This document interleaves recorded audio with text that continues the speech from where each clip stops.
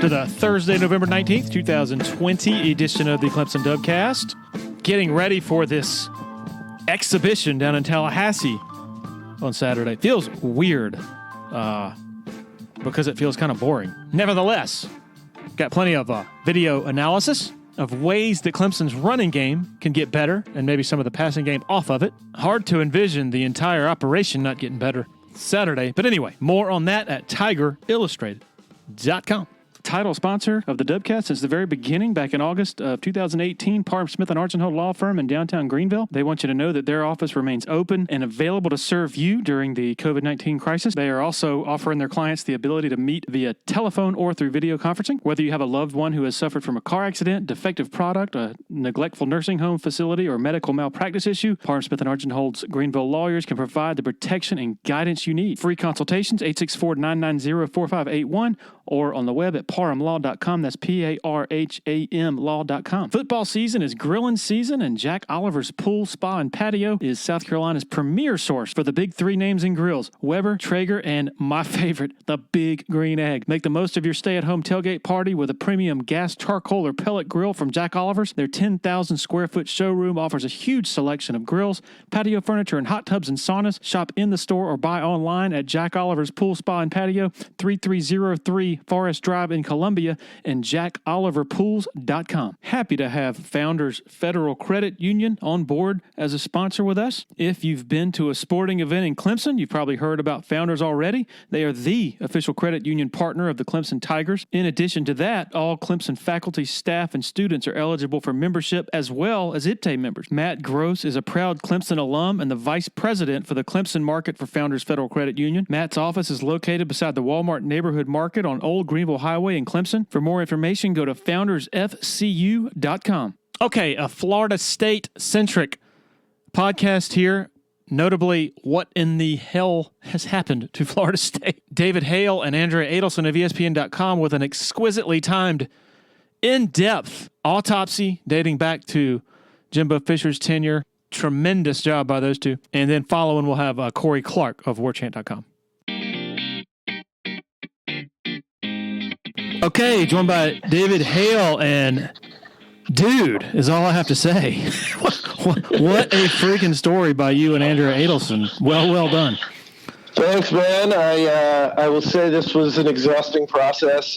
I think it's probably the longest story I've ever written.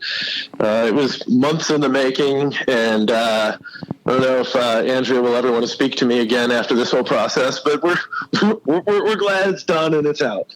One of the things that surprises me the most about fans is they are interested in process as well, which is really cool. I don't know really why, but they are. So I'm obviously interested in process, but I think my listeners will be too. How far back does this go, and what was sort of the genesis of it? Can you take us back to conversations you had with Andrea and others like, hey, there's something here that hasn't been explored and we need to try to unearth it? Yeah, so I think we started talking about it probably about a year and a half ago. I mean, during sort of the bottom of the barrel of the Willie Taggart era, and you start saying, well, how in God's name does a program that had so much success as Florida State end up in this place that it is? And, you know, there was, I think, some stories that came out after Willie's first year that I thought painted a very kind of one-sided picture based on the stuff that I knew. Which, you know, is not uncommon for schools and coaches to kind of want to paint a story a certain way to help themselves out. And Andrea and I had just been talking then, like, wouldn't it be good to kind of really dig in on what the hell's happened here? Because I think in some ways it's certainly a story unique to Tallahassee and Florida State, because as we all know, the sort of small town politics of any college football program, it's really not any different than Clemson. There's just very specific things there. But in the bigger picture, it's, I think, very emblematic of, you know, what you're seeing at Michigan or Texas or Nebraska right now, that every program kind of runs through this point of why aren't things working that had always worked so well? And particularly at a place like Florida State that had really never been to, I mean, there was some lean years under Bowden, but even then they were going to bowls every year. Like, this is unprecedented at a place like Florida State. So it was like, well, let's get into it. But, it's hard to do. It's hard to find time to carve out to report on a team that's playing poorly. And you wondered how many people would be enthusiastic about talking. But a couple of things started happening over the summer. One, they had some, they brought in a new coach in Mike Norvell. Two, they replaced their longtime director of their booster club, Andy Miller, who had been there for 45 years, retired, and a new person came in.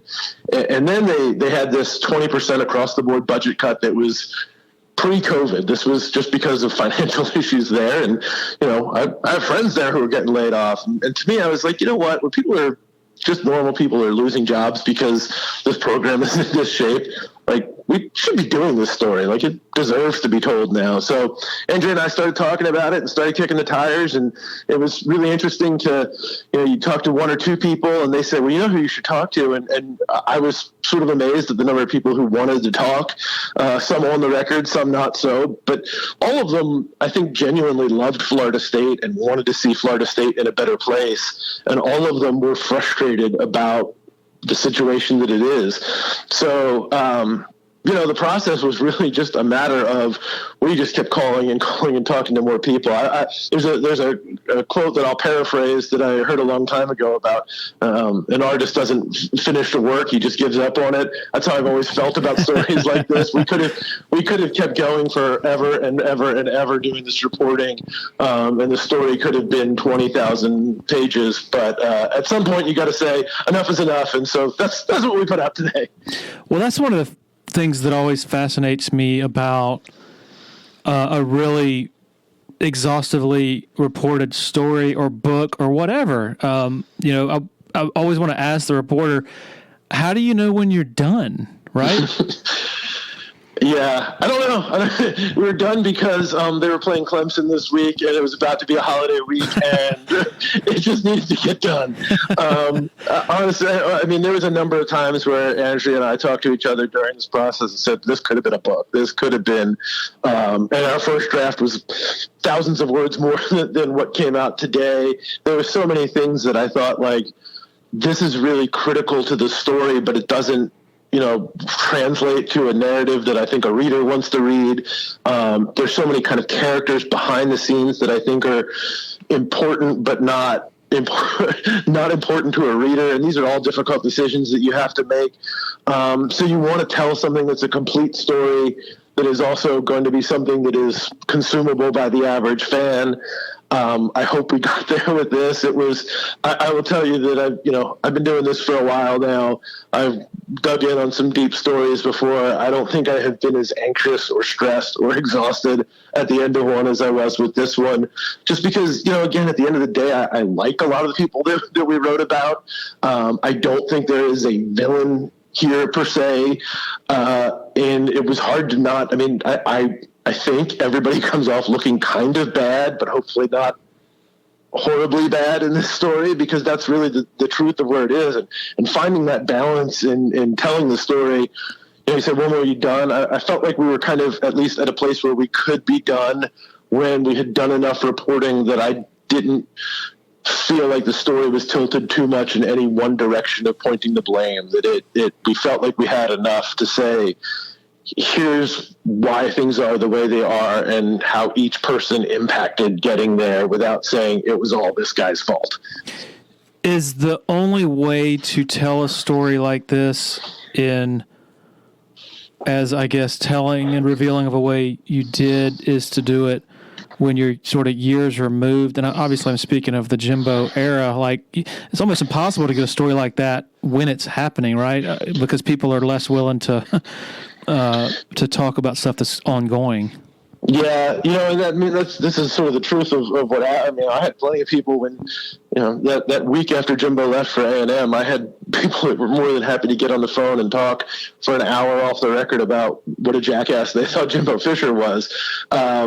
Jimbo, quite rightly at that time, wanted to turn the page and move on. And then, of course, the Willie Taggart era happens, and I think a lot of blame got shifted onto Jimbo, some fairly and some not so. And so then you had more people from Jimbo's era that said, look, no, I want to speak up for Jimbo right now. I want to tell you his side of things. And I will say Andrea pointed this out too, in that really the one person or one camp in all of this that tried to take some responsibility for their own role in all of this was the Willie Taggart folks, who also, I think, removed from the situation, were ready to be more honest and candid and open about what all happened during their time in Tallahassee. And again, think that they didn't do things perfectly, certainly, but also felt that they were hamstrung in a lot of areas. And so I think the timing of it just worked out, as you said, where everybody is kind of mad about where Florida State is right now and doesn't think they should be there. And so the only way to start, it's like the old saying, like when you've dug yourself into a hole, step one is to stop digging. And I think everybody was ready to stop digging and say, like, how did we get here? And now how do we start finding our way back out? So you covered Florida State and lived in Tallahassee from when to when? 2012 and 2013. So I was there the first ACC championship year and then the national championship year. You were only there for 2 years? Yeah, it felt longer. I moved early 2014. I managed to escape. Would you have been able to tell this story had you not had that experience and sort of institutional sort of knowledge of having been there? No, I don't think so. And I mean, it's one of the things that I thought was kind of interesting from doing this, and I don't know if this is too sort of inside baseball for the average listener, but you read a lot between the lines as a reporter, because you're around these people a lot, you talk to them a lot, you know what their motivations are, you hear things from other people, and so you kind of paint a picture that you never exactly confirm, but you kind of have this idea of how things are. And I was able to kind of paint that picture from my time being there. And then doing the reporting for this was a lot of, those things that you thought or heard or believed or kind of read between the lines on, that those things were accurate. And I think that Jimbo's a perfect example of somebody that is, the public view of Jimbo Fisher is one thing, and I think that part is legitimate. He is tyrannical on a practice field. He is obsessed with winning. He is a person who is never satisfied and wants more and comes from that Nick Saban tree. But there's also another side to Jimbo that until you really are around him a lot, you don't see that he loves his family and his boys. He is very emotional in both the good and bad way. He is incredibly, it's hard to get into his inner circle, but once you are, he is incredibly loyal to them. One of the things that I think is the most, I don't know if I'm kind of making a takeaway from all of this, interesting in the whole reporting process and the story of Jimbo and FSU is he really had two mentors in coaching and people that he wanted to be like. And one was Nick Saban and one was Bobby Bowden. And you couldn't find two more different ethoses to coaching. And I think at the heart of what the problems are at Florida State and even with Jimbo was this push and pull between old school, down home, easygoing Bobby Bowden and new school, big business, it's got to be my way or the highway, Nick Saban. That push and pull, it really summed up the entire dynamic of Florida State and Jimbo Fisher. What I loved about this story, and you alluded to it earlier, is that it's not just one thing. And there's such a desire, such an instinct nowadays more than ever.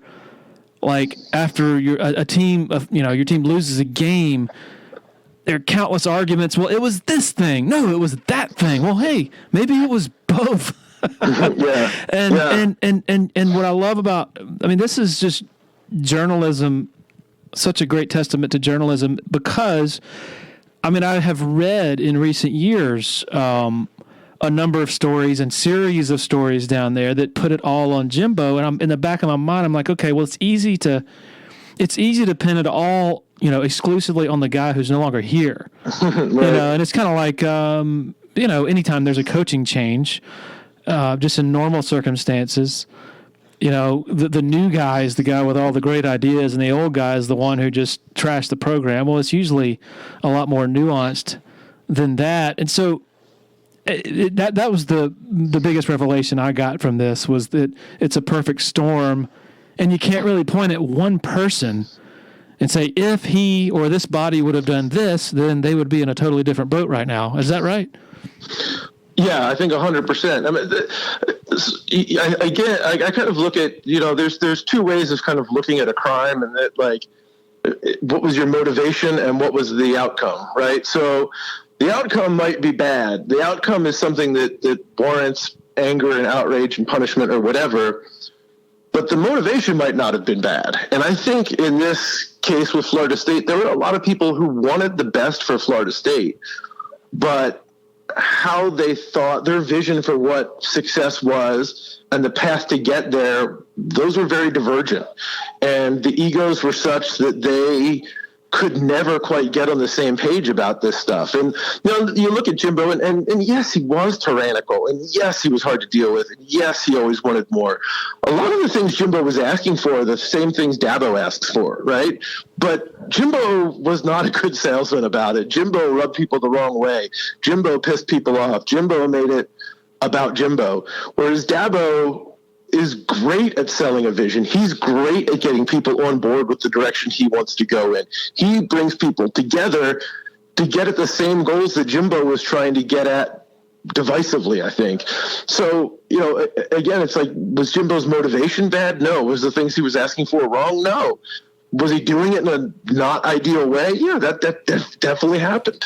And those same kind of distinctions can be made about so many other people within the program too, who had the best of intentions, but did not manage to execute those intentions in very positive ways. You mean it's not an ideal approach to tell your president, I'm going on vacation, and when I get back, my AD better be gone?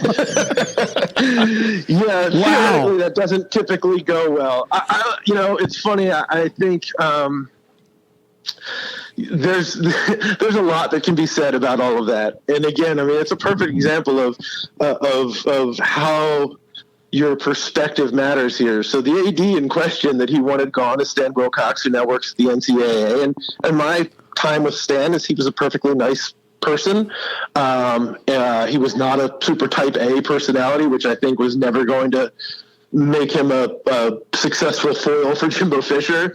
But, if you read this story, and it's funny because I've had a lot of people read this story and say, boy, Jimbo Fisher's a jackass, or boy, Stan Wilcox was a buffoon, or boy, Andy Miller, his ego ruined this. Like, everybody has their own villain in the story that changes. But, somebody was like, hey, man, Stan Wilcox really comes off pretty bad in that story. And I was like, yeah, probably does. But imagine we write this story, a different story about Florida State basketball. Stan Wilcox, the hero of that story, because he's the one who said, we've got to invest in Florida State basketball. We've got to improve just dreadful facilities. We have a diamond in the rough here with FSU basketball and Leonard Hamilton that has just been not given the tools to succeed, and he gave it to them. And now look at where that program is.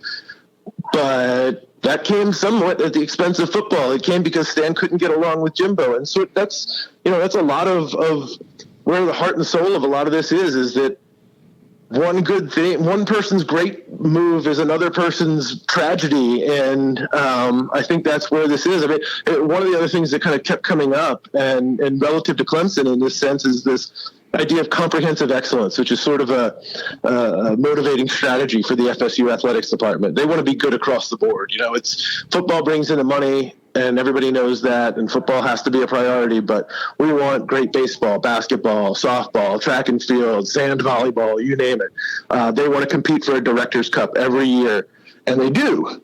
But you look at those Director's Cup standings at the end of the year, which nobody does. Only people in the business do. But Stanford wins it every year because they have this huge endowment and all these people who, donate to their water polo team. Ohio State, Michigan, Texas, they're in it every year because they've got gobs and gobs of money that they could spend forever. And then there's Florida State that just doesn't really belong. And then you look, where's Alabama? Where's Clemson? Where's Miami? These teams that Florida State wants to judge itself against on the football field. 30s, 40s, 50s. I think Clemson, I believe, was 56th, last year in the Director's Cup standings. Like, it's not a bad thing to say I want all of our sports to be good.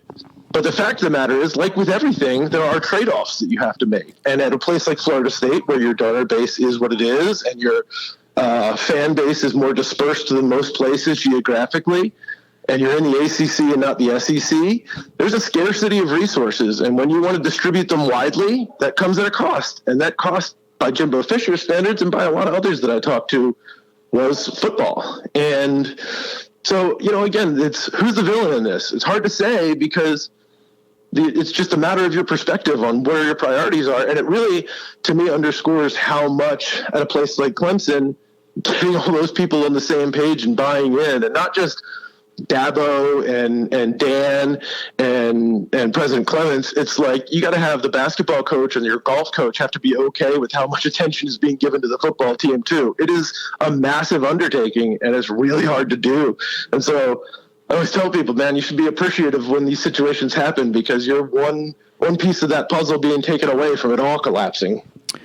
I sent a text to somebody over in the administration this morning, and I said, I attached a screenshot of the article where it says many at FSU wanted Fisher's record with Bowden's budget, but Fisher saw Clemson's program expanding, including plans for a $55 million football facility that opened in 2017.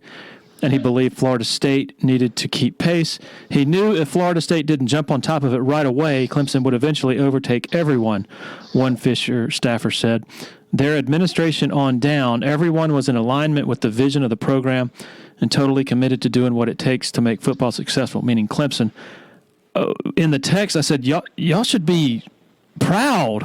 This is an affirmation of what y'all have done. What a phenomenon that you have such alignment up and down the chain of command, not just alignment by itself, but also alignment when you consider the people who were in charge when Dabo was hired. None of them are in charge anymore. Different AD, different president, different chairman of the board of trustees. That's a hell of an accomplishment.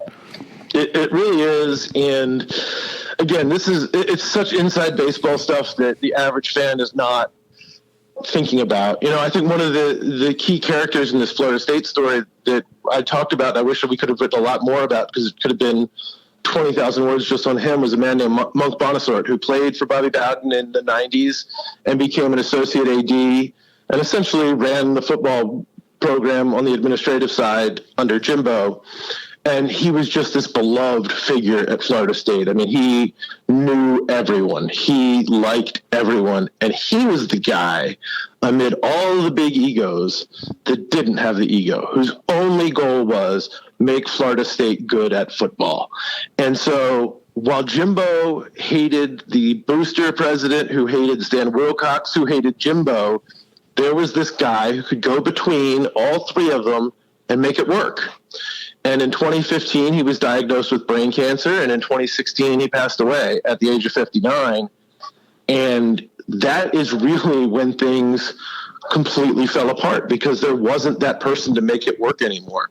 Clemson is lucky that they've got a lot of people like that, starting with their head coach, who, look, to say Dabo doesn't have an ego would certainly be short-sighted. He does. Everybody who's that successful does. But Dabo has always been good at putting it aside in the service of something bigger. And there's a lot of people at Clemson who do that. And I think that's hard to say at a lot of other places. I mean, I think you look at a place like Texas, where they have every resource in the world, and there is no excuse for Texas not to be good. And the biggest problem is there's a lot of people who put their ego before they put Texas. And I think that is one of the true blessings that Clemson has right now, is just a whole bunch of people who think Clemson is bigger than them. I mean, you look at somebody like Brent Venables. I mean, how many programs get to keep a guy like Brent Venables? Because he doesn't have that ego. He doesn't have that need for everything to be about him. And it's rare. It's rare at the highest echelons of success. One of the sort of chilling things from a timeline standpoint is seeing that Jimbo Fisher, as far back as 2013, was sensing Clemson's momentum. And was really pushing for a standalone football facility. here they are. It's 7 years later. They still can't figure out what they want to do. and sorry, I don't mean to interrupt you, but I'm just saying that it just shows you that the visionary thinking and proactive decisions really can turn it can or what's necessary, because Clemson's plans for their for Dabo land. I mean, Radakovich. I remember when Radakovich first got here, maybe the summer after he first got here, which would have been 2013. This is when Dabo sketched out on a napkin what he wanted, what he was thinking. And at the time, it's like, wait a minute, you guys just moved into the West End Zone in 2009. That was just less than 4 years prior. Like, why are you wanting to do this? Their digs were fine, I guess is what I'm saying. I mean, the West End Zone was a really nice facility, but they were thinking years in advance. And meanwhile, Florida State was stuck in the mud and still can't figure out what they want to do. It's just wild how the difference between a proactive, aligned vision, the difference between that and just we have all these different egos and different ideas, and then of course different coaches coming in and out. Yeah, and I mean, look, you can say a lot of things about Jimbo Fisher, but the dude is sharp.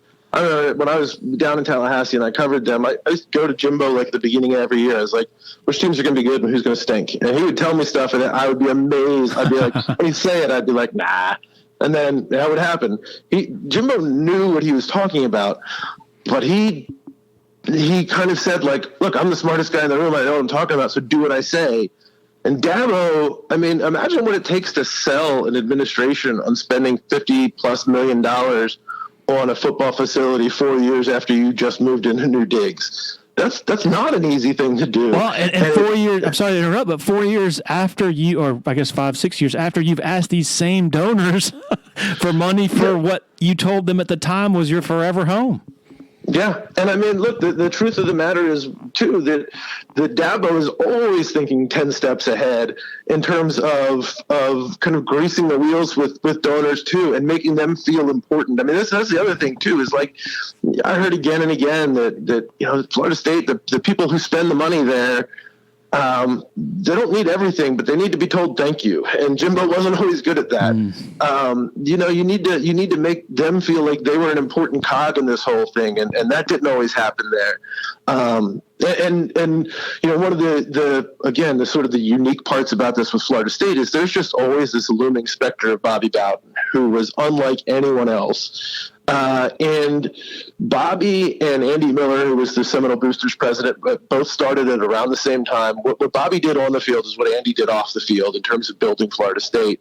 And they had a great rapport. When the Boosters started at Florida State, they used to just hop in Andy's car and drive around the state and go talk to people and get money. But it was always the thing where Bobby came out and charmed everybody and was Bobby. And then Andy came in behind him and like, yeah, so we're going to need a check for that. And that was the way that it worked. Jimbo would go out on speaking tours to booster clubs, and all he'd talk about is how he needed money for this and that and the other thing. And it was a different thing. You needed to be sold. It's like you don't mind paying $60 for a great steak dinner, but you want the waiter to be nice to you. You want him to bring you your drinks on time and make sure that the whole experience is good. And that just wasn't the case. And again, this is sort of a little bit of the magic of Dabo. Is not everybody can do that, man. Dabo is, it's like we've said, and you and I have talked about, take football away from Dabo, make him go do whatever. And that did happen at one point in his career. He'd be great at it all because he just knows people. He's a great salesman. He's very thoughtful. He has a vision, and he gets everybody on board. That's the hard thing to find. And I think when you start asking, like, why are people successful? Why are programs and teams successful? Everybody's got to have somebody like that. One other sort of notion that was kind of debunked was everybody's always thought, oh, Jimbo was just dying to get out of there.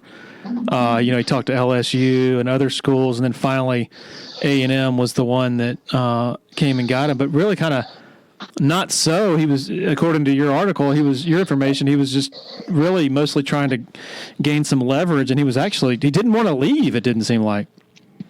Yeah, I mean, look, Jimbo's thing that he wants more than anything is to win. And Jimbo believed that he was not being given the tools to win at Florida State. And for a long time, his response to that was to go flirt with somebody else, then to go back to Florida State and say, I don't know, these people, they got some money to spend and they want me. What can we do about this? And that was his leverage. It pissed a lot of people off, and it created a narrative that he wanted to get out. But again, a big part of Jimbo's personal motivation was his experience with Bobby Bowden, and he wanted to create a Bowden-like legacy at Florida State too. His boys grew up in Tallahassee and going to Florida State and being, Trey and Ethan that got to live in Tallahassee and were just regular kids, but also were the kids of the football coach. I imagine it was probably not much different than what Dabo's kids' situation was growing up. It was hard for him to walk away from that. I think the family dynamics are still problematic because he did walk away from that. All of that matters a lot to Jimbo. He's much softer on the inside than he is on the outside. And so I think when A&M called, the calculus between winning and that wanting to create the legacy at Florida State, wanting the stability of staying at home in Tallahassee, that was the first time that really the calculus tilted too far in the other direction. And I think by that time he had pissed off so many people by talking to so many other people, programs about jobs, that there were plenty of folks inside the program that wanted to keep Jimbo, but there were definitely a few who couldn't wait to see him out the door so that they could take a deep breath and stop feeling like they were constantly being harangued for this or that or the other thing. Amazing stuff, Dave. Kudos to you and Andrea. Wonderful work, and I think you should turn it into a book. It definitely reads like that. I need to walk away from this story for a long time, and maybe we'll come back to it one day. Have a great day, man, a great weekend. I appreciate your time. No problem. Thanks for having me, Larry. Another loyal supporter of the Dubcast is Blackacre Law Firm in Greenville, a subsidiary of Parham Smith and Archambault. Blackacre helps South Carolina residents achieve their dreams of home ownership by providing experienced professional representation for real estate closings. Attention to detail is crucial in real estate law. Blackacre is committed to making sure nothing gets by them preparing residential or commercial closings. Blackacre also offers estate planning services for their clients in the Greenville area. Find out more about Blackacre at 864-326-3507. If you're in the Eastern Midlands and PD area and you're in any way interested in buying and selling a home, commercial property, land, need to consider reaching out to Uptown Realty. They're based out of Sumter and run by a friend of mine, Patrick Enzer, big Clemson guy, used to cover the Tigers in a newspaper capacity, longtime supporter of Tiger Illustrated, longtime listener to the Dubcast. The home buying process should be an enjoyable experience, so let Patrick and his staff do all the heavy lifting. All you got to do is pick up the phone and call 803-774-0435 or go to uptownrealtysc.com. Harris Flooring has been a major part of the facilities enhancements over at Clemson, not just with athletics, but also at the university level. And we are thrilled that they are a part of the Dubcast as a sponsor. Since 1947, the Junkins family and Harris Flooring have provided a unique shopping experience through value in their services, developing the right product solutions, and delivering on their promises. To check out some reviews on their work, just go to their Facebook page, Harris Flooring America. Rave reviews, just first class all the way. Phone number 864-642-6183. If you're a business owner and your business involves credit card processing, you need to reach out to Tandem Innovative Payment Solutions. A lot of different ways that Tandem can improve your bottom line by shaving off some of those expenses. In addition to processing credit card payments, Tandem also manages inventory, schedules staff, tracks sales, gains insight into customers, and gets transaction reports. With Tandem, you're not a number, you're a neighbor. Learn more about Tandem at tandempayment.com. Okay, joined by Corey Clark, the columnist for our sister site in Tallahassee, warchant.com. How you doing, man?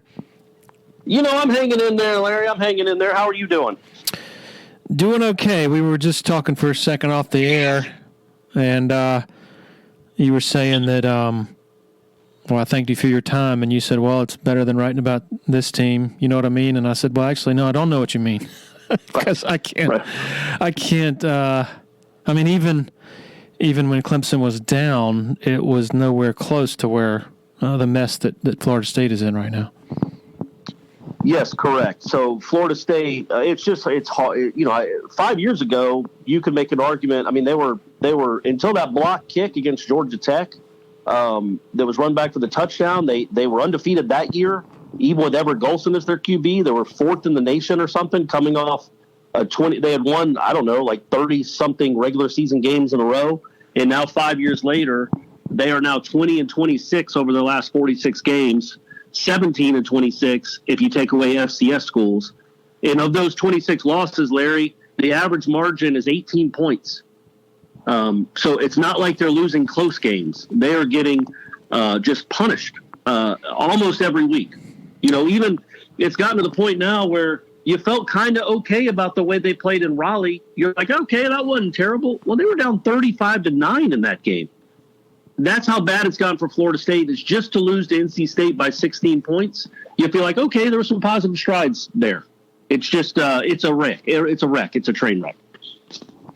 It's so bad that, I'm having to learn about Florida State this week because the last time I watched them was against Georgia Tech, and then maybe a couple of pockets when they beat North Carolina. But I don't, I don't feel like I have to be informed about them anymore. No, I was lamenting that on one of the podcasts I was doing, talking about it used to be fun to like really dive into matchups like you get to do occasionally, like you did for the Notre Dame game. Like, okay, this is where Clemson has a strength. This is where Notre Dame has a strength. This is what you need to take away. For Florida State football, we don't do that anymore. There's no need to. There's just, okay, well, what do they have to do to beat Duke? That's not something that if you're a media member covering Florida State, certainly if you're a fan of Florida State, you ever want to be in a position where you have to really kind of rattle your brain to figure out how they can beat Duke. And I just think that's where it is now. It's just a bizarre situation to be in. And you have to change your whole perspective on the way you cover a team, because again, we've had conversations before, Larry, where Florida State and Clemson were close. It was a rivalry, and they came down to the fourth quarter. They were really good games, and one team has continued to accelerate towards the mountain. The other one has fallen off a cliff into the ocean. And, we can get into it. I don't know how much your listeners would care about why it's happened, but obviously there's plenty of blame to go around. There's that sort of maybe fog of war, I guess, is the best way that I can put it, that comes with a coaching departure and his replacement. You go back to Fisher. It's like, okay, Fisher's gone, and there's a tendency to pin, everything on him. So this Willie Taggart guy is made of the right stuff. He's gonna be a great recruiter, this and that. Then you come to the realization at some point, God, this guy doesn't know what he's doing. And now I'm wondering that, Norvell's not even through his first year. What is the perception or the common reasonable takeaway right now on Norvell? Is it just that it's just trying to turn an aircraft carrier and he's just in the early processes of that? Or is there some significant second guessing or scrutiny or skepticism about that hire at this early juncture? Yeah, of course there is. There's some skepticism because it's not just that they're losing. They lost to Miami 52-10. They lost to Louisville, but that Louisville team by 35 points. Louisville was on a 4-game losing streak. Pitt was on a 4-game losing streak, and they lost to them by 24 points. So I think people understand that the roster is limited, and it's not a typical Florida State roster, a Florida State roster they grew up with anyway. But it's not bad enough to be this bad. And so people are wondering why isn't the message getting across? Why aren't they getting any better? But then that's when you go into the other blame. I don't know if your listeners know this. Willie Taggart never signed a quarterback at Florida State. He went 2 recruiting classes and signed 0. Losing Sam Howell. He had Sam Howell as a commitment right up until the offensive coordinator took a job at UMass. And then Willie Taggart, from what we hear, didn't have much of a relationship with Sam Howell. The 18th season was so bad that Sam Howell was probably rethinking that commitment anyway. But once Walt Bell left to go to UMass, Sam Howell was like, no, I'm going to go play for Mac Brown. Willie Taggart struck out there. He did not get a recruit in the next recruiting class either. or in his first recruiting class. But, he only had a month that taking over for Jimbo, but still he went 0 for 2 on quarterbacks. Also, there's not a running back on the roster right now that was recruited by Willie Taggart. Of the 6 receivers he signed, I think 3 are on the team, and 1 he kicked off, and Norvell welcomed back. Everybody else is left. It was just 2 years of utter chaos on the recruiting trail where he did not put anything in this roster that Norvell could really work with, but mainly a quarterback, Larry. I mean, you guys know, and everybody knows, like if Florida State just had competent quarterback play, they beat Georgia Tech. Now that's not saying much, but hey, 3-4 is better than 3-5 is better than 2-6. They beat Georgia Tech probably rather easily. But the only 2 guys that we thought could maybe turn it around at quarterback were Jordan Travis and Chubba Purdy, and neither one who was recruited by Willie Taggart. And then they both get hurt in the preseason. Neither one of them can practice at all. So they're stuck with James Blackman, a Jimbo Fisher recruit, who we all know isn't very good. And I think if they would have had a healthy Jordan Travis to start the season, maybe the season looks different. But they don't. And he can't stay healthy. Chubba Purdy is now out for the year I don't know. He did something to he broke his collarbone back in August. He played his first game and then re-injured it somehow, where now he's out for the rest of the season. So it wasn't a good roster anyway, thanks to the previous guys. I'm not saying Norvell has done a great job, because quite obviously he hasn't. But man, he was behind the 8 ball with a lot of this. And when you don't have a quarterback at all that you can count on, and they don't even get reps in practice, it makes everything look bad. And it has looked very bad. Well, that's what I mean. Like you wrote, I guess, a couple of days ago, or no, today, the mass exodus that has taken place since Norvell took over. 19 players have left Florida State since last December when he was hired. They're one of the youngest. I mean, they're the youngest team in college football. It seems like, at least what your research. So, I mean, how much of this can be pinned on the first-year head coach? Me personally, I don't think any of it. I would say like maybe 5% of it, 10%. Like I said, there's some things that they don't have to be getting crushed. You can lose and not be down by 30 points in every game you play, and to Clemson you'll be down by 50. But that said, no, I don't think this lays really at the feet of Mike Norvell. There's only so much you can do. I do think he's a good coach. I do think he has a chance to turn this thing around. But you understand Florida State fans' frustrations. Like, okay, we see these other first-year coaches at Arkansas. They're not great, but they look better. They've gotten better with 1 year. Why is that happening? And you could point out to, okay, well, they have a quarterback. I know he's not great, but Felipe Franks at least has been healthy and is decent. I guess you'd call him an okay. I don't even know if I'd do that, but he's a quarterback you can count on that's played a lot. And so what Florida State fans are worried about is they were hoping against all hope that this would be a quick turnaround. Like, okay, we got this guy in. He's no nonsense. He believes in discipline and hard work and getting 1% better and everything that Willie Taggart apparently didn't believe in. And then this could turn around quickly. Maybe they win 8 games in 2020. Maybe they pull off an upset or 2 and win 8 or 9 games. And now they're 2-6 and they keep getting blown out each Saturday. So Florida State fans are getting frustrated. But yes, I don't think there's a lot of blame to pass from Norvell. Maybe you could point to the defensive coordinator hire, because I was not a fan of that when it happened. Just because, he took the easiest choice. He took his guy from Memphis, who before he was at Memphis wasn't anywhere. He was at like Abilene Christian or something. He was not an up-and-comer. And at Florida State, you have a chance to go get some big names or some up-and-coming coaching stars. And it seemed like he kind of settled. But other than that, I don't think there's anything that Norvell has done that you can point to and say, yeah, that was a huge mistake. Who's the fully healthy, who's the better quarterback, Purdy or Travis?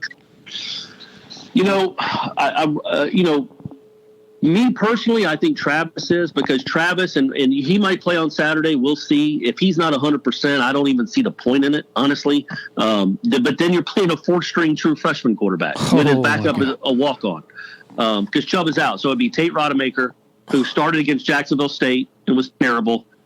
and got a couple series against NC State, threw a pick. So I think 2 of his last 4 passes have been intercepted. So it's either him or it's a walk-on, or it's like Deshaun Corbin in the Wildcat. That's what they would have to do if Jordan Travis can't play. But I like Travis. He is a dynamic runner. Brent Venables compared him to Lamar Jackson, or said he's like Lamar Jackson.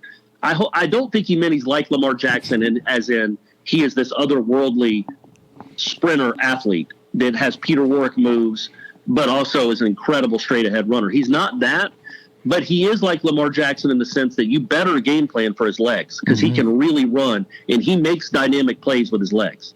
He had a touchdown against Louisville where he fumbled the ball and kind of dribbled it back to himself, left-handed to his right hand, split 2 guys and scored. He had an 88-yard touchdown against Pittsburgh. He ran for over 100 against Notre Dame, and you guys saw, that Notre Dame defense is pretty good against the run, and he ran for over 100 yards against that defense and a touchdown. So I like him because there aren't any really, when you take a step back and look at Florida State's roster, there is nothing elite at all about almost anyone. You could maybe say Asante Samuel is an elite cover corner, maybe. But the only other elite aspect of this team at all is Jordan Travis's running ability. He is an elite runner for a quarterback. So that's why I like him a little more. He hides some warts on the offensive line. He makes the running backs better because you have to pay attention on the zone read to the quarterback, so their lanes are a little more open and they don't have to fight through as many defenders. So I would say him for right now for this season, if he's healthy, which is a huge if. Moving forward, though, they really like Chubba. He can run too. Now he's not elusive like Travis, but he's fast, and they think he's probably going to end up being a better passer. Neither one of them are great right now. I just think Jordan's running ability is they don't have dynamic playmakers, Larry. Like Tamarian Terry is a really nice player. Well, he's not on the team anymore. He was their go-to main guy. He's been hurt all year and then just quit the team. So they don't have anybody dynamic on offense except for their quarterback. And Travis, what you said, you would say like an average passer? At best, yeah, right now. But again, that doesn't mean he can't be. But yeah, he's not going to. He's not going to do, if he plays, if he's healthy enough to play, he's not going to be throwing for 350 yards against Clemson. Number one, he doesn't have the receivers to do it, and number two, he's not that good a passer yet. But he's also only started like 3 games. And Chubba Purdy started 1. They're really young. Even their old guys are inexperienced. So it's just a mess. But I think the one, if you have any hope as a Florida State fan, any at all, it is that they are so young. They started 6 freshmen against NC State just on offense on Saturday. Their safeties of Hampson Nasruddin, who's an all-ACC player. I think he might even had a pick last year against Clemson. He hasn't played. He just played his first game against NC State. He played like 20 snaps after coming back from a knee surgery. Marvin Wilson is out for the year. It's just been they didn't have a great roster anyway, but out of their 4 best players coming into the season, the 4 guys that we thought were NFL draft picks, high NFL draft picks, Marvin Wilson, Tamarian Terry, Asante Samuel, and who's the other one I'm missing? Oh, Hampson Nasruddin. Only one of them has played, and that's Asante Samuel. The other 3 haven't played at all, and those were your 4 best players.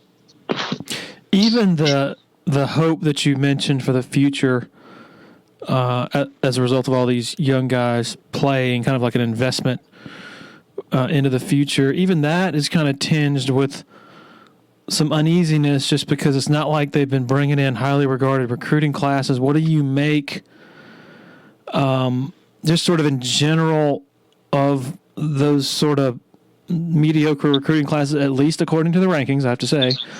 And why hasn't it been better? Is that an alarming thing that they don't have, I guess, the profile that not the profile they once had, but nowhere close to. It seems like if you look at the recruiting rankings over the last, I guess, currently and then the last couple of years. Yeah. Oh, that's a huge issue. And what people don't really realize when they think about the Taggart being fired after 21 games, and that was way too short. Look, if he had the cavalry coming, if he had put together a recruiting class for 2020 that was top 5 in the country, top 3 in the country, like Jimbo used to do on a yearly basis, if he had a real loaded class coming, he's still the coach at Florida State. It was much easier to make that decision when you looked at the recruits that were coming in, and they looked a lot like the recruits this year. They were guys that Alabama and Clemson simply weren't going after. You weren't bringing, you know what I mean? Like a big time recruiting class. If he had a bunch of commitments from a bunch of high 4-stars and a few 5-stars, all-American type players. Yeah, I think Willie Taggart is still the coach. He didn't. He fell down on the recruiting, like we talked about with the running backs and the quarterbacks and the receivers. They also had Jimbo's last couple years. I think they signed one offensive lineman. So they were in real trouble recruiting wise anyway. And now the problem is, why if you're a 5-star kid in Florida, say you're Joe Smith, a 5-star wide receiver from Miami, Alabama's coming for you. And apparently Alabama just gets whoever they want out of the state of Florida when it comes to wide receivers. They've been doing that for years. But Alabama's coming for you. Clemson's coming for you. Florida now would be coming for you. Why in the world would you go to Florida State right now if your other options are those? There would be no reason. And so it does not help. I think Norvell is a good coach. I think he's going to end up being a nice recruiter. But he has no ties to the state of Florida. Really, only a couple people on his staff have ties to the state of Florida. And if you want to point to another thing negative is that maybe he could have hired, like when Jimbo took over at Florida State, he made sure that he had James Coley and Damian Craig on staff and Eddie Grant. They weren't on staff because of their football acumen.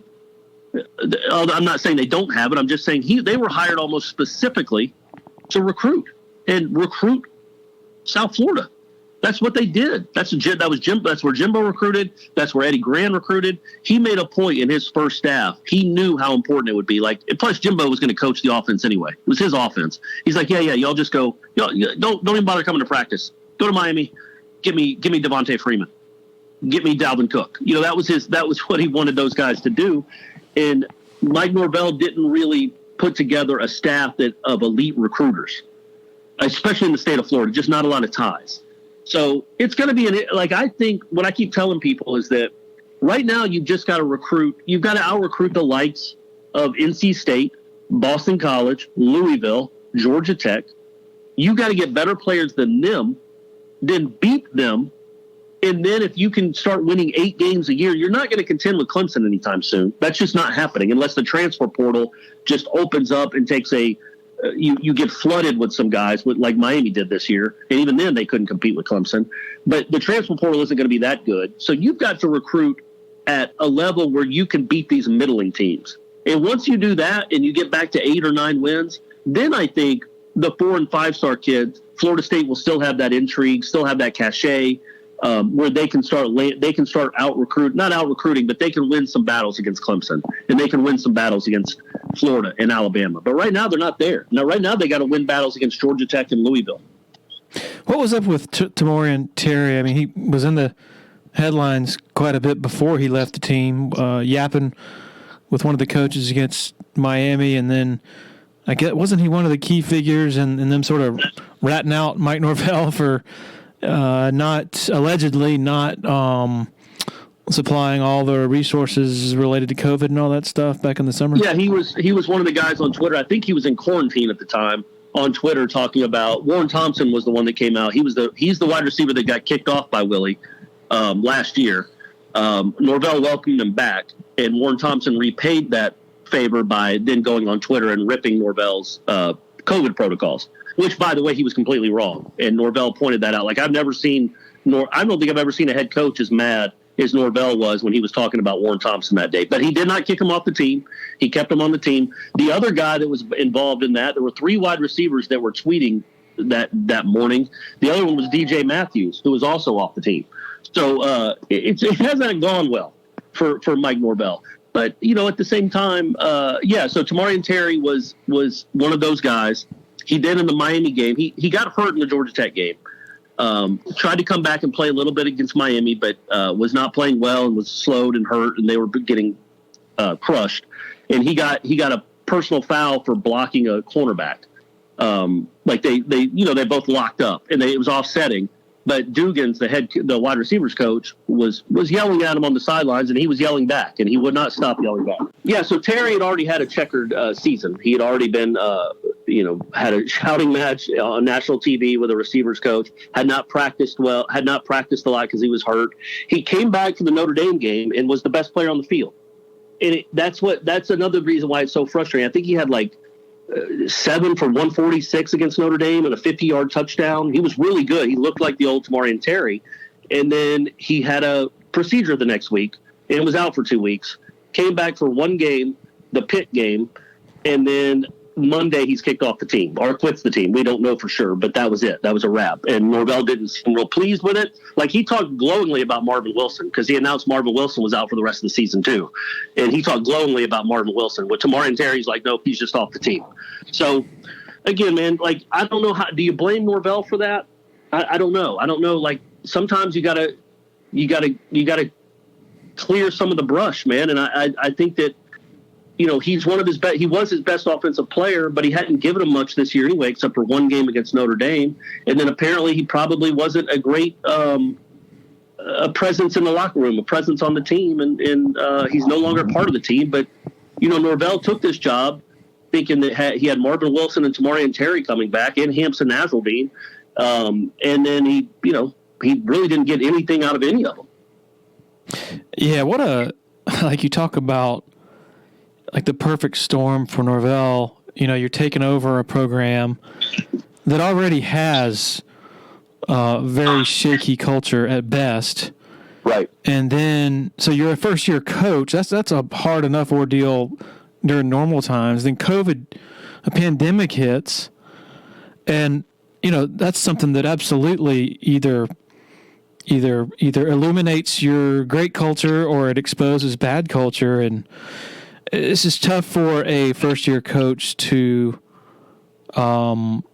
establish his culture enough to where you're going to have, a whole team that's, has the utmost devotion to him, if that makes sense. Absolutely, and it is a bad culture, and it was a huge hindrance. And he's brought that up. He doesn't make an excuse about it, but it's not only in the recruiting element. Like, they haven't been able to have kids on campus. They haven't been able to have kids watch them practice, which he says is always their best selling point, is watch how we practice, watch how we communicate with players. And they haven't been able to do any of that.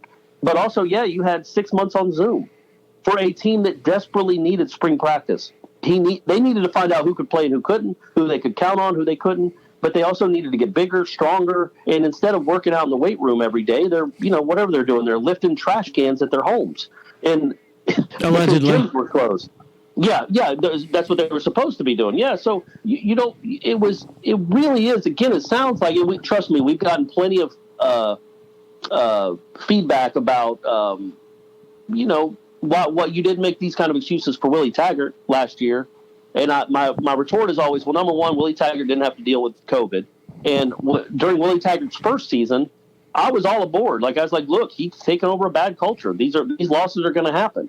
Midway through a second season, when the losses were still happening and the crazy penalties and undisciplined plays were still happening, I got a little more vocal. But I was never calling for him to be fired.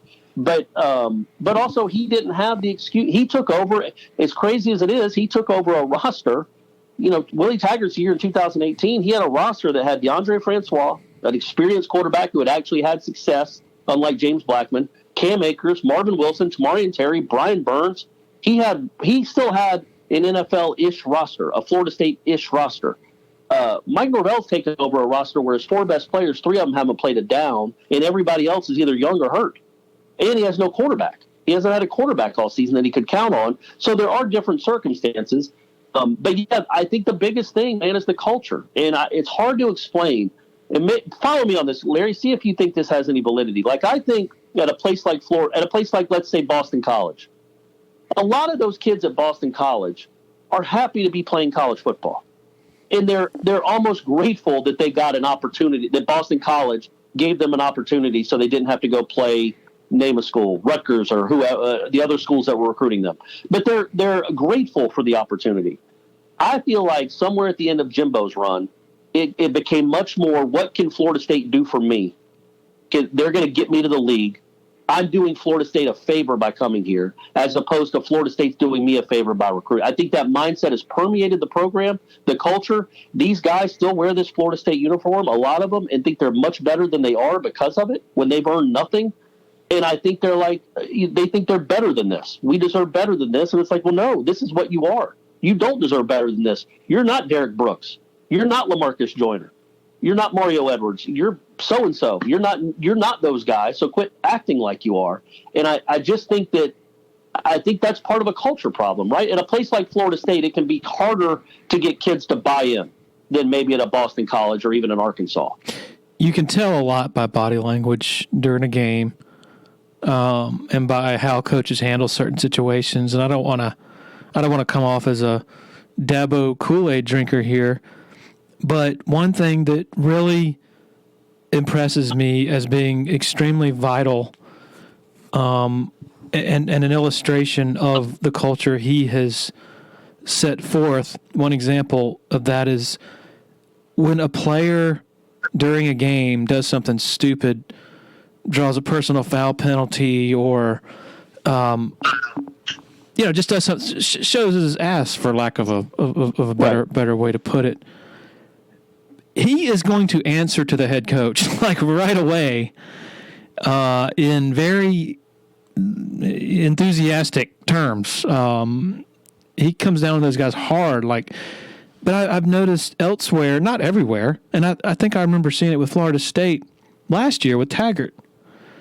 Somebody does something stupid and gets flagged for it and just walks to the sideline, and Taggart never greets him, with the same sort of, hey, that is not going to happen here, And yes, I do pick up on that sort of, I don't know if entitled is the word, but just the culture has not looked good for a while. So, down there. Right, and I think, though, that's what Norvell is up against it, because Taggart came in thinking he was going to sign a bunch of 5-stars. Like, they went after that Thibodeau kid out in L.A., who was the number one defensive end in the country. I mean, they spent a lot of time recruiting that kid, and it's like, man, is he going to come all the way across the country to play for this team?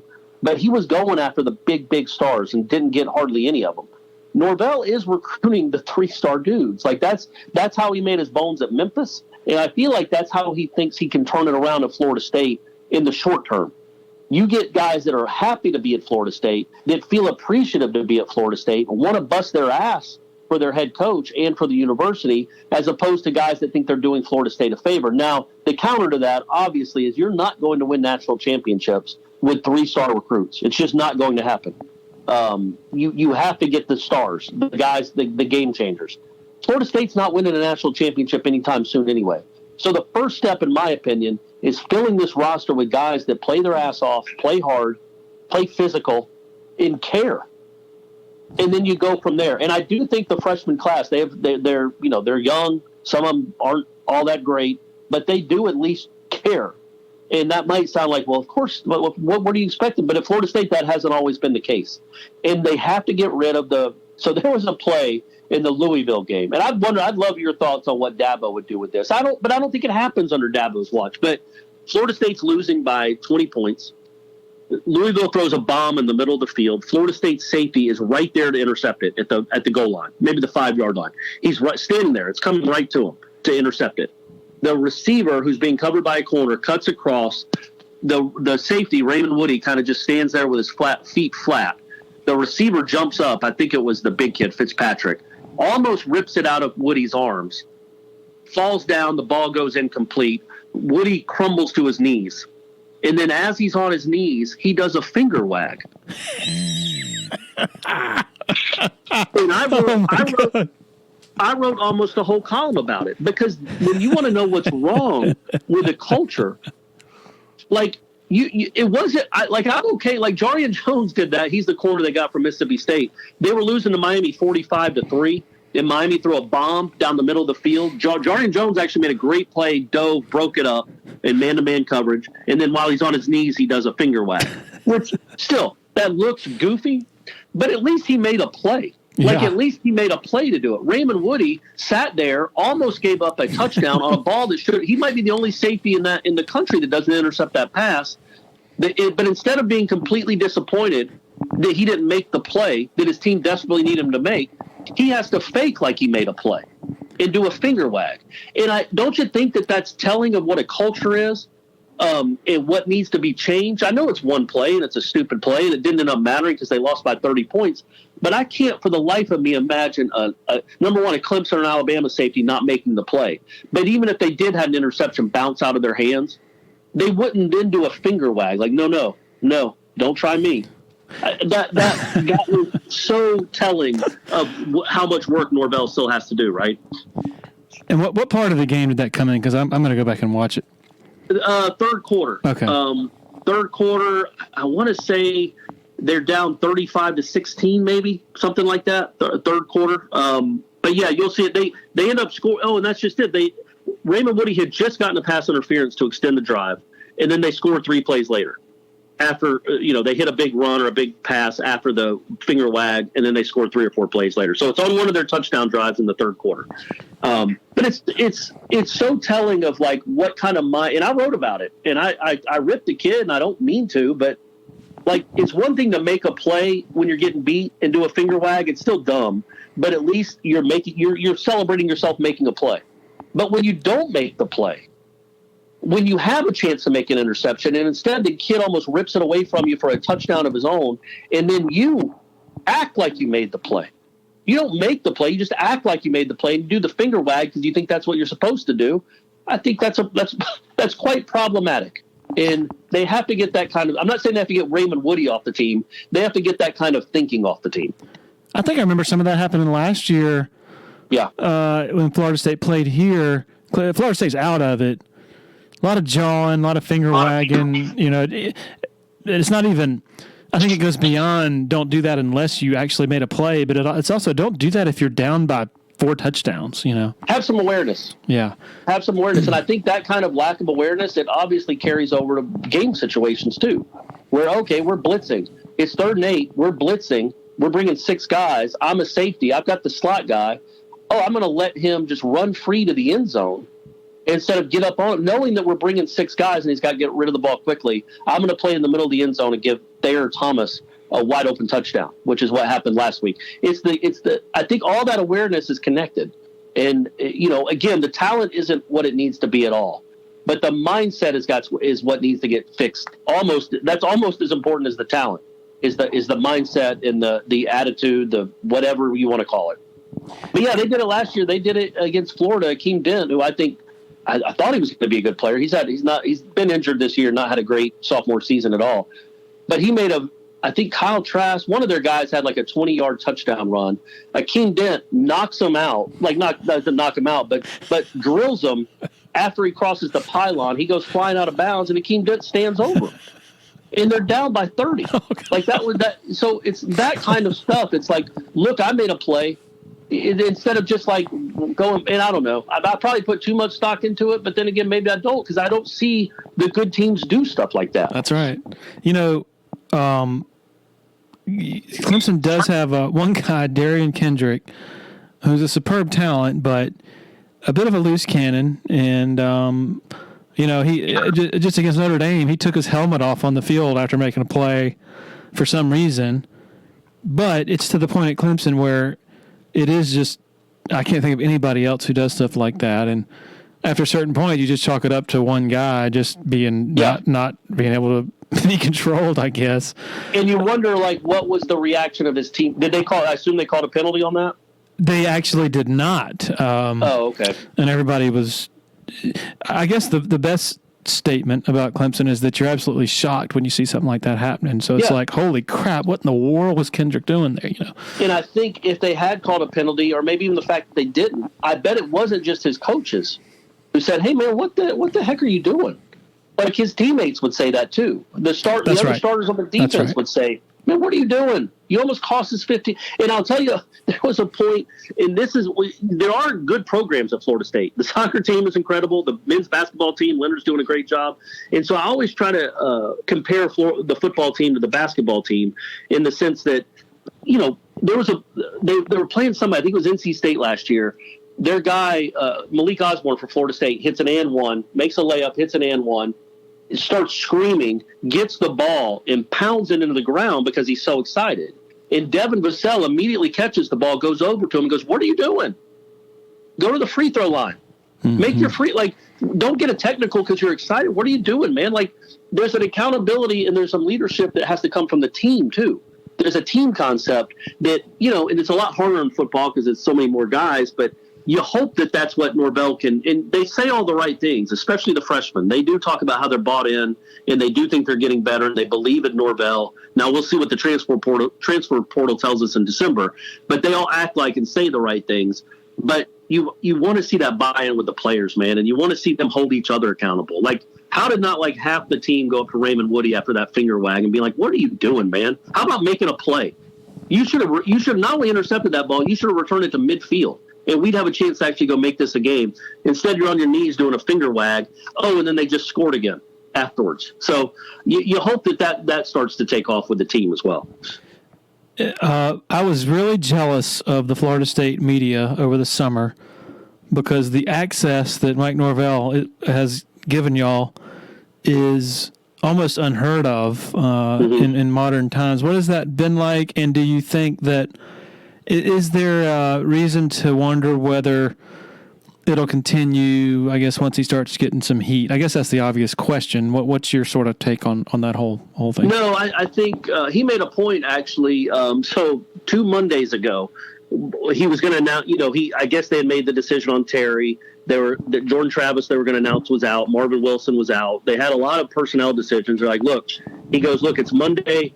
I would appreciate if you guys ask me any personnel questions about injuries or opting out or anything. Save that till Wednesday. Give us a couple more days to work on some things. Please don't ask any questions, and we'll let everybody know on Wednesday. And then on Wednesday, he tells us, Terry's out, Travis is hurt, Marvin Wilson is out, I think somebody else was out.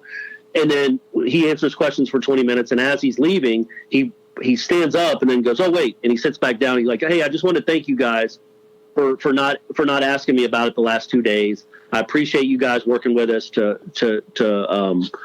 let us announce that the way we wanted to announce it. That was really nice of you guys. We really appreciate it." I think it does matter to him to have this relationship. Now, it's not friendly. I don't say it's not friendly, but it's not great right now because his team is so bad. But it was such a big part of his selling point when he got to Florida State about transparency with the media, always being open, wanting to be the most open and accessible team in the country, that it would really look bad if they start losing games and he's on this hot seat, which won't be too hot because of the money aspect, for at least another year, or at least 2 years. It won't be too hot. That he would go against that. But yeah, I counted it up. I honestly think, Larry, I want to say at this point now, we've talked to every scholarship football player. Wow. Really. And so we were, and what's so disappointing is that we were going to be able to watch every practice. All the practices were going to be open. Now they're in the morning. When is Clemson practice, by the way? What time of day? Afternoons, evenings. Okay. Yeah, I think that's what Alabama does too. I think that's what LSU does in Georgia. But for some reason, these last 2 Florida State coaches think they need to practice at 9 in the morning. But anyway, as if games are played at 9 in the morning. Yeah, so I think I was really excited about that. Maybe not getting up, at 7:30 to go watch practices, but to have that kind of access. And the spring practices before COVID, they were open. We could go anywhere we want, write about anything we wanted to write about. We just had to ask them about injuries afterwards. They didn't want us to tweet any injury news until he had a chance to confirm it after the fact. But that was it. Everything else was open. And I think that's what I wonder about, because he's been so secretive with the injuries that I wonder if moving forward, Memphis media and Florida State media is a little bit different. Maybe he didn't quite understand the attention that comes with this program, that he might rethink the practice situation if and when we're able to go walk around in this country again and watch practice. But everything else, man, I think I don't foresee him peeling back on that at all. I think this is part of his motto, is to be open, to be accessible, to drum up interest in this program. And he thinks this is the best way to do it. It's been cool. It's just such a bummer. It's been Zoom. You know what I mean? We haven't asked for anyone we haven't gotten.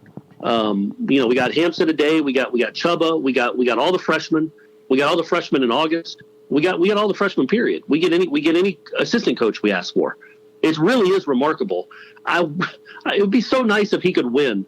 You know what I mean? If Norvell could turn it around here and they could go 11-1 in a couple of years, and then it could show other college football coaches, see, they can play and talk too. The fans can get to know these players and they can still be good football players. I would hope that'd be the trend going around the country, but I don't foresee that happening. But yeah, also it's been remarkable, the access that we've had. It really has been in a Zoom world. Well, once upon a time, Bobby Bowden, his philosophy was these assistant coaches, and I guess players too, they need to learn how to conduct themselves. Some of these, these assistants are going to be head coaches. They got to, make some mistakes and learn from them in terms of, media interactions. And then Tommy Bowden followed the same exact model when he was at Clemson. So it's kind of a legacy for Florida State. I think Pete Carroll was that way too. But yeah, it was that's what Bowden is. They were all open. Then Jimbo got here as an OC, and that kind of it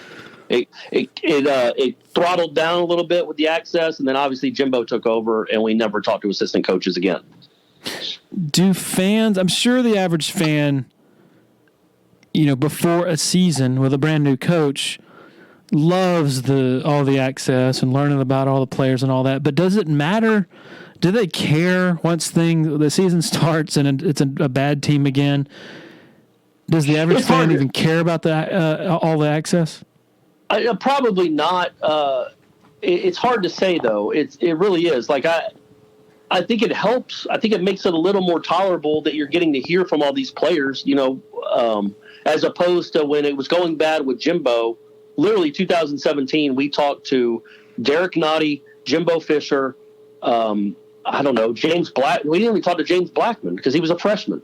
We couldn't talk to the starting quarterback because he was a freshman. So we would talk to like the same 2 or 3 players in Jimbo every week, and that was it.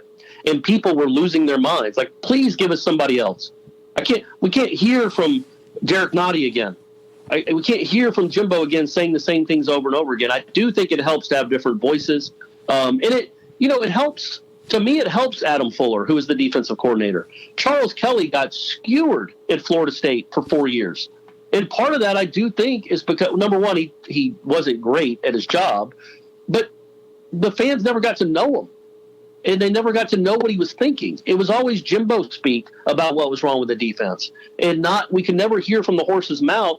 And I think it does do Fuller a service to be able to explain, well, this is what we were trying to do. It obviously didn't work. I've got to do this better. It gives them a chance to be accountable. When in 2016, when they lost to Louisville by 100 and Lamar Jackson essentially wrapped up the Heisman, we didn't get to talk to Charles Kelly, even though his team gave up 63 points. You know who had to answer for it? DeMarcus Walker.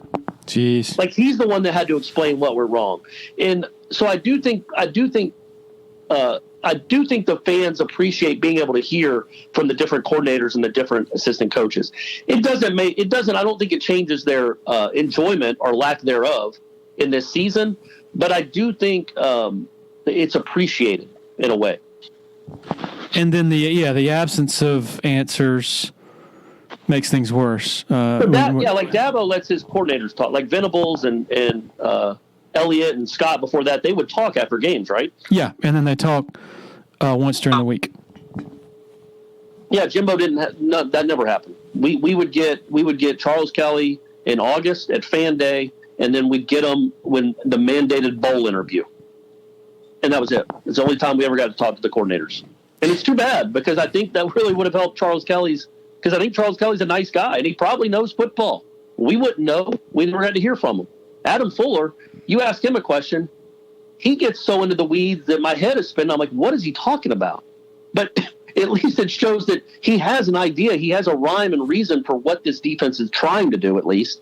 And I think it helps him other than just the faceless, voiceless coach that keeps getting crushed every Saturday.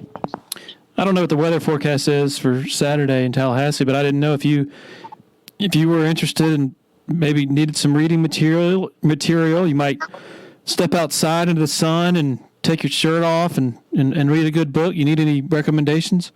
Nobody wants to see me without a shirt on. And we were talking about that on our show because this game has the potential to be even worse than that one. I mean, Florida State does not have a quarterback right now that's healthy. And they're down to, like, I think for that NC State game, Larry, I think they had 60 scholarship players available, 59 or 60. Goodness gracious. They're almost to the threshold that the SEC has for calling a game. And that's not all because of COVID. A lot of it's just guys that aren't on the roster anymore or have opted out or have season-ending injuries. So, we were talking about, like, the whole student section should just bring their own, dress like you're at the beach, and bring your own reading material and just start doing that in the second quarter, because there's not going to be anything on the field, if you're a Florida State fan, that you're going to want to see. It's going to be ugly. And I wonder, I'm interested, what do you think Dabo will do? We joke that he's going to try to get his kid 100 yards receiving. What do you think he's going to do when it's 42-0 in the either second quarter, early third? Is he going to pull Trevor? Is he going to let DJ play a lot? Is he going to throw it a lot? Or is he going to try to get out of town without getting hurt? Probably the last thing. Just shorten the game. Yeah, just try to shorten the game and get it over with. Yeah, probably the last thing you said. I'm just wondering, okay, so Florida State, I'm assuming, tests 3 times a week, just like everybody else. When's their third? Is their third test on Friday? I think the results are on Friday. And Larry, I'm not joking. It sounds like a joke, but you could tell 12 players, hey, man, I'm sorry. I don't know how you did this, but you tested positive. You need to quarantine. Oh, and these are your contact tracers. They need to quarantine too. Like, I would never, if I was a head coach, I wouldn't tell everybody, like, Florida State could have a COVID scare and cancel this game. And I promise you, 95% of Florida State fans want that to happen. Yeah. They want this game to not be played. There's nothing good that can come from it. It is like a single A high school playing the 4A state champs. There's nothing good other than injuries and heartache. So, hey, maybe they surprise us all, Larry, and pull off like one of the biggest upsets in college football history. But, you see all these Florida State fans are rightly wondering, the SEC is canceling games every week, or pushing them back, or moving them. There's been 75 games canceled. Florida State can't find, if there was ever a week to even feign a safety first. Hey guys, but you wouldn't want to tell your team you're doing that. As the coach, you wouldn't want to be like, guys, I know none of you have COVID, but we're going to tell everybody that you do, so we don't have to play this game. Obviously, you're not going to do that, but those players aren't going to get a second opinion, Larry, if you tell those players specifically, look, you tested positive. I don't know how you did it. You got to quarantine for 7 days, which is in their best interest anyway. They should all be safe. So go away from everyone for 7 days, quarantine, even though they tested negative. You tell them they tested positive, just like a handful, enough that the contact tracing around them makes it where you can't play the game. Well, my thing is, it could happen legitimately. Like, you don't have to make it up. It definitely could, but I'm to the point now where if they did, after 9 weeks of not canceling a game, if they did cancel this one, I would be wondering, okay, well, that's convenient, but it's also really smart. But because, again, there's Clemson's a little bit angry after that loss. Trevor Lawrence is back. This has all the makings of, we're going to be up 50-0 at halftime, and there's nothing you can do to stop us. And Florida State just has no business. But not just because of the roster as it was constructed in August, but the way the roster is now. I mean, you're talking Florida State, with the way they are now, they're the youngest team in the country. They might be one of the worst Power 5 teams in the country, like bottom 10, bottom 8. It's like playing Kansas at this point because of all the injuries. So, they don't get there. Usually you can look at a game, even like that NC State game last week, and there's some positives to build on. I can't foresee a positive being built on this game. So we'll see. We certainly didn't hear anything today. I think usually these things are canceled by Wednesday or Thursday at the latest, and we haven't heard anything today on Wednesday, so I assume that it's going to be played, and I'm probably going to bring, I don't know what I'll bring. Maybe I'll bring like I don't know. What do you have any? If you have any recommendations for books I ought to buy, I'm down for it. I might just watch Netflix. I just got the oral history of Dazed and Confused, the movie, in the mail. It's a book? Yeah, just new. You know the movie, right? Yeah, of course. Yeah. Yeah, the book, it looks fantastic. Pre-ordered it 3 months ago. It just came out, and it just arrived on my doorstep 2 days ago, and I've been. Are you coming to the game? Oh, no. Oh, that's too bad. I was going to say, can you bring that? I'll borrow it from you while you're tracking all the touchdowns.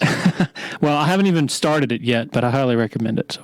Yeah, exactly. I like those recommendations. Yeah, no, I'm all about. Yeah, I've seen that movie probably 10 times. I have a buddy that's probably seen it 100. All right. Yeah, so I'll definitely tell him about that. Maybe I'll get him that for Christmas. All right, Corey. Thank you for joining us, and good luck staying awake Saturday. Man, I'm going to try, buddy. The basketball season's almost here, and yeah, man. I hope my disdain for this. It's not disdain. It's just I've come to grips with what it is. I hope this isn't a It's not getting people less excited for this big rivalry matchup. It sounds like a job down there. It is. It's Scary thought. It's actually turned into a job. There's not a lot of fun. But hey, we might get to go to a bowl this year. How about that? Wouldn't that be exciting? All right, Corey. Thanks for joining us. Really appreciate it. Thanks, Larry. Okay, thanks to Mr. Corey Clark, also Mr. David Hale for sharing their time with us. Also, thanks to our very loyal sponsors. Please consider patronizing them if you have the means to do so. And most of all, thanks to all of you for making this a part of your listening routine. Have a great weekend. Be safe. Cheers.